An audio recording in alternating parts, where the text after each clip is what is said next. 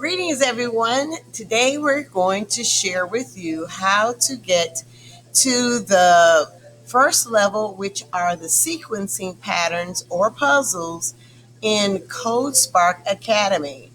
Once you have logged onto your account, you're going to select the green button here.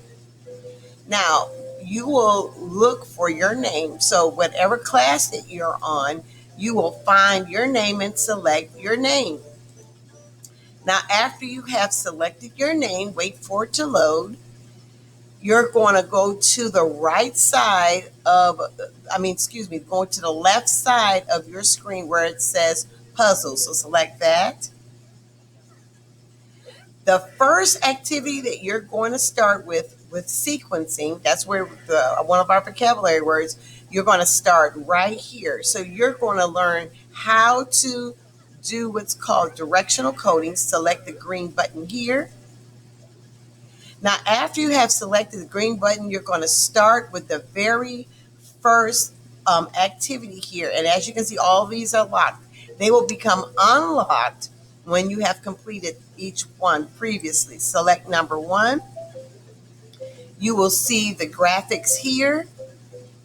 After you have looked at the graphics, you're going to select this arrow. Once you have selected this arrow, you're going to follow the prompt here. Walk right. So what's going to happen is you want your avatar to walk right. And if it walks right, it'll walk right only one block here. If you go here, it'll do the same thing, but only it'll move twice. So here we're going to see, and it takes you right to where you need to go, and you will receive your awards there. If you want to see it again, you go here, and if not, continue on. Sequencing, that means step by step, you're going to do what's called writing your program, but you're going to go step by step.